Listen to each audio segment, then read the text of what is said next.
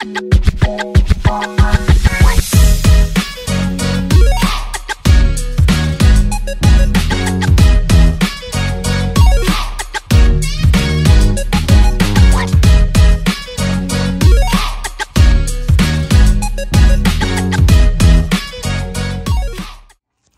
so nandito na nga tayo sa bahay.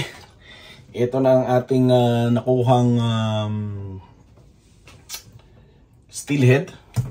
So ililinisin na natin siya.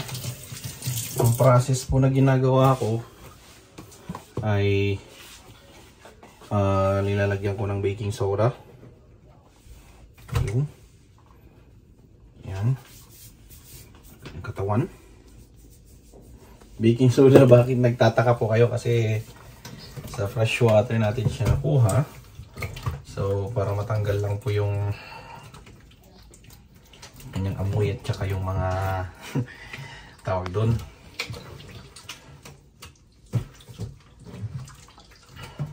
Pawis. Pawis niya kasi malagkit eh. Sa Ilocano, killa. Killa ang tawag namin. Daka mo ano niya titawag yun. Pero dito eh.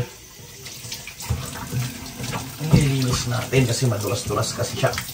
Pero kapag kanilagyan natin ng baking soda, mawala yung kanyang dulas-dulas sa kanyang katawan.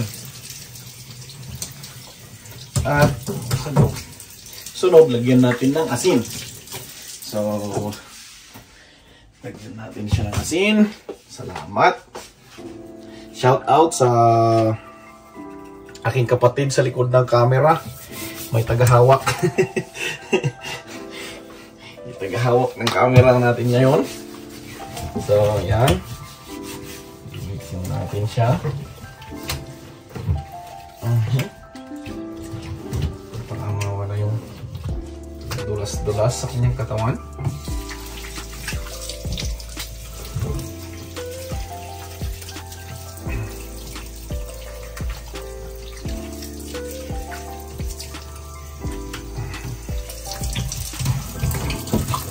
Tapos, igagat natin siya.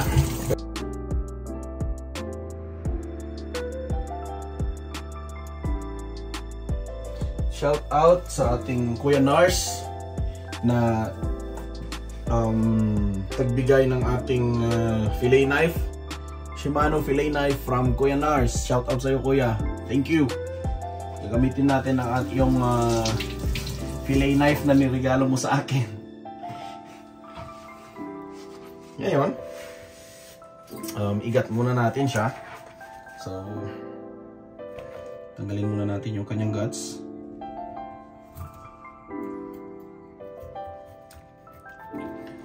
Siguro sa inyo guys, mayroon kayong mas okay at mas alam nyo yung may mga kanya-kanya kayong paraan upang gawin ito. Pero sa akin, so far, ganito pa lang yung aking nalalaman kung paano ito gawin. So, I'm gonna do it my way. Kung sa tingin ko is mas comfortable ako na linisan yung isda sa ganitong paraan.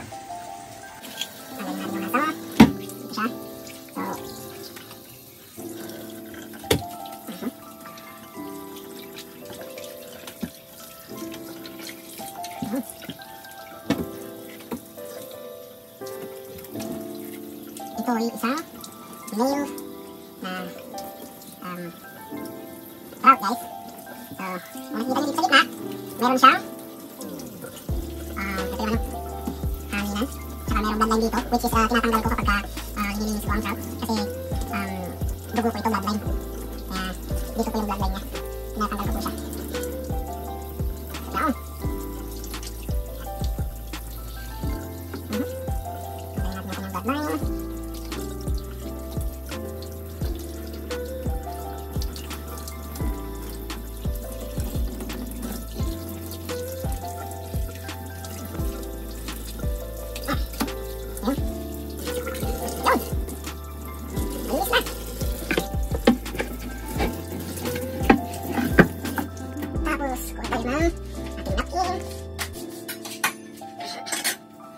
Yan ang ating mga background.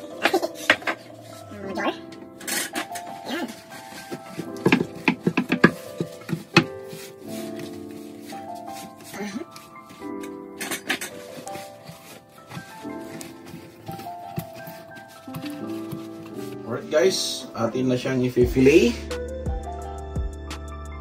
gamit ang ating malambot na fillet knife. Yun.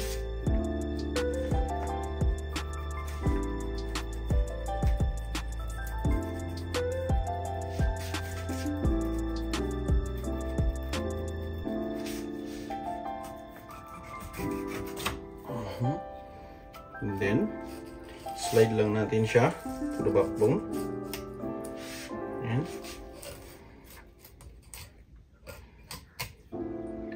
Sabi ko nga, sa mga iba na iba yung method kung paano mag-fillet ng isda. Itong ginagawa ko dito ay mas komportable ako sa ganitong estilo, kaya kung iba yung style na ginagawa nyo sa pag-fillet, so ito yung aking way how to fillet a fish. Slide ko lang siya ng ganyan, slide ko dito sa backbone, yung and then from there, good fish.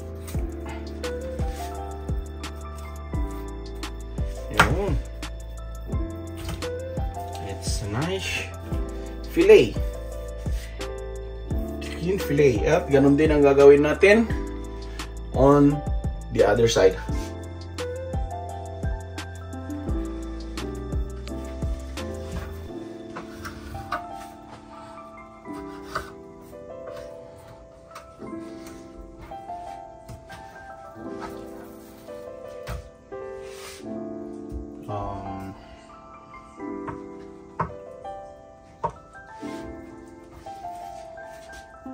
Slide natin ito ng konti. Yun. Tapos, yun. Sa mga expert dyan na nag-fillet, pasintabi po. Dahil baguhan po ito. Rookie. Yan. Check natin ng ganon. Okay. So much. At mayroon po siyang pin bones dito. Tatanggalin na lang po natin siya yung pin bones isa-isa para po maging maganda. Ganon din po sa kabila. Ganon din po gagawin natin.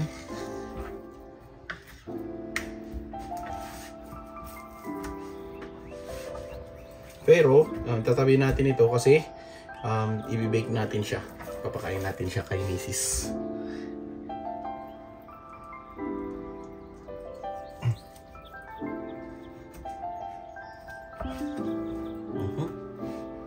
Yung ilan po? Sa dalawa. Okay. Tiga ano kami. Yung tatlo kami.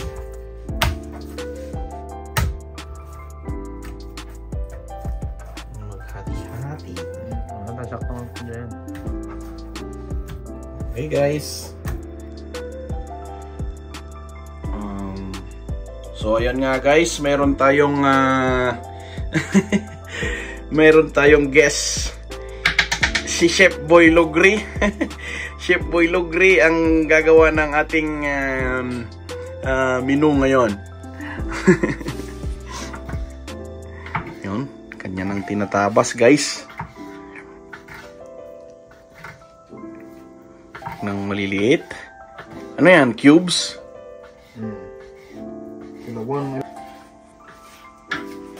Cubes yan. Yan, naghahanap siya ng lalagyanan. Ayun na guys. Sinsya na yung ating lababo. Ay dyan. Yun. Tinatanggal niya tsak yung may pin bones kasi may pin bones sa gitna. Tinatanggal niya. Upang sa ganon, yung pin bones ay ilagay na lamang sa sabaw. Yun.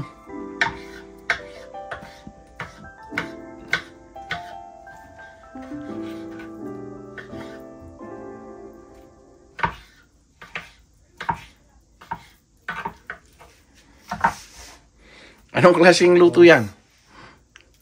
Kilawang.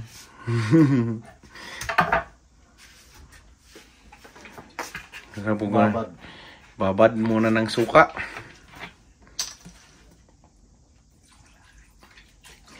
Yan. Ang ating pinakamamahal na suka, mauubos na.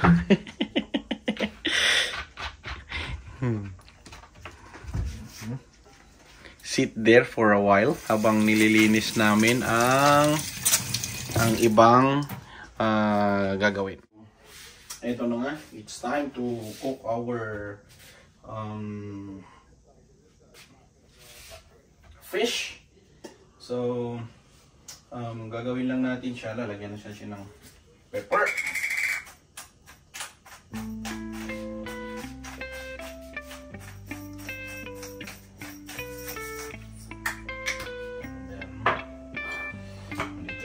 Salt.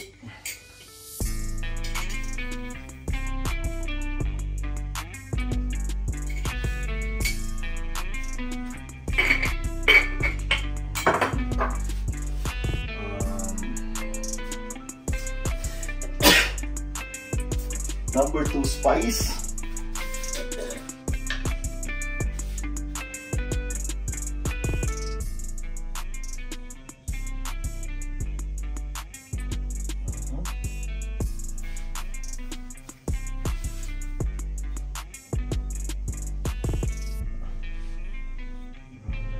Para manuot ang ating spice.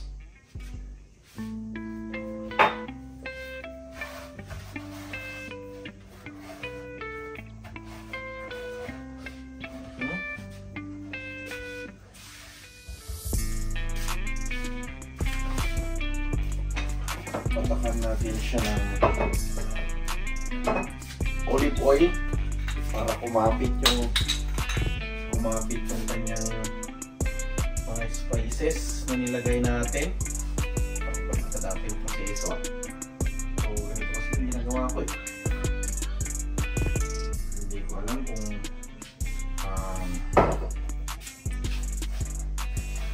ano yung technique nyo, pero sa akin I find it na mas okay pag ganito ang aking gagawin.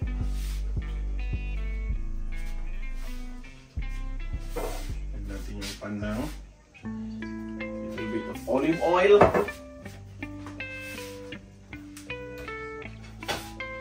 Antayin natin siyang uminit.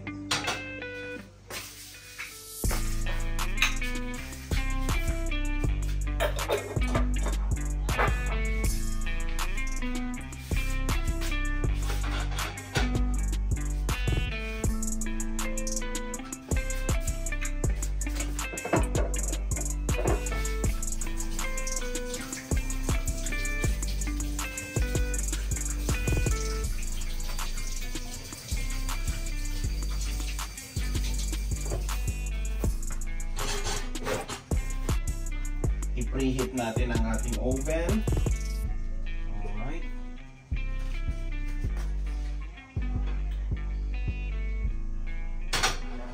Yun.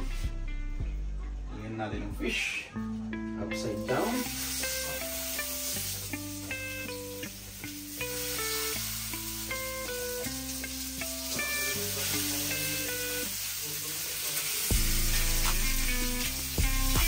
Paputin lang natin siya, guys.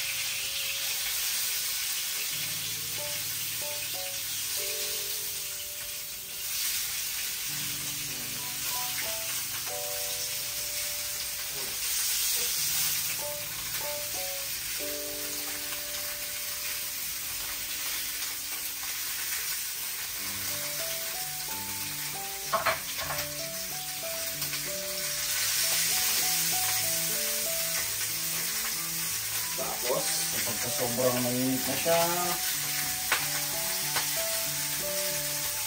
yung patayin na natin yan. Lalagay na natin sa ating oven.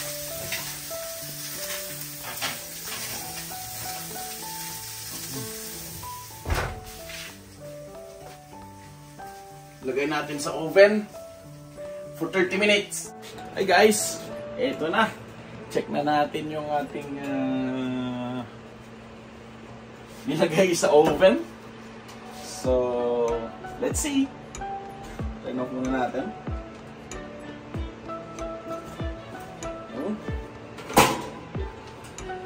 Wow! So, nag-slow cooking siya. Oh my God. Yan. So, check natin guys kung ano ang lasa nito. So, yan guys. Titikman ng ating taster. Solong fish. Okay. Let's taste it. Kung pasado o hindi. Yun o. Walang sausawan. Solo muna. Tapos isa yung sausawan. Yun o. Malambot. Wow. Perfect.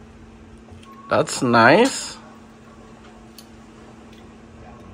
Oo. Uy. Dito naman guys, ang aking kapatid na ang kanyang niluto, Chef Boy Logring.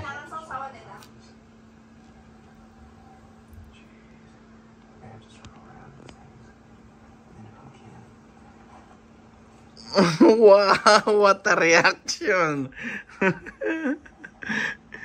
Oh, wow, napapapikit po si Farmboy TV. Masarap? Oo, syempre. At meron pa tayong, of course, sinigang. So, let's eat guys. Thank you sa ating Lord na nagbigay sa atin ng biyaya para makahuli ng isda ngayong araw na ito. Bye-bye!